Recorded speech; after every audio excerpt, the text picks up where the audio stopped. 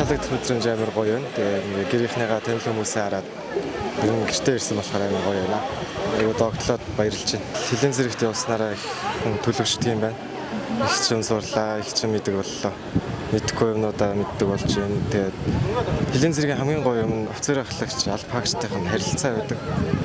Ер нь хилийн зэрэг гэдэг бол хүнд амьдрах ухааныг заадаг их сургууль гэж манай нэг ахлагч хэлж ирсэн.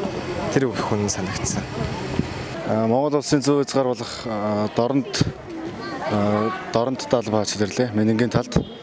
Тэгээд халагдаад ирсэндээ маш сэтгэл өндөр байна. Төсөөснөөс үл шал өөр байсан. Тэгээд цэрэгт явах чахад тэгээд ах нар тэгээд манай таних хүмүүс тэгээд ер нь задуур цохион гэдэг нэг тиймэрхүү дарамт шахалт гэдэг тиймэрхүү юм ярьсан. Тэр зүйлүүд ер нь байхгүйсэн.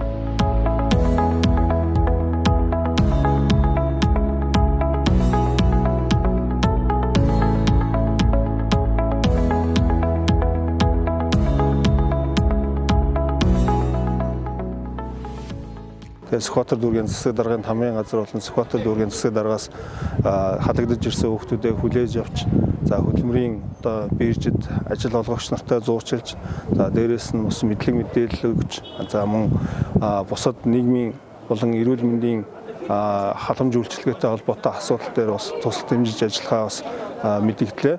Холбогдох хэлтсийн одоо удирдлагууд албан агчид бол мэдээлэл өгч ажиллалаа.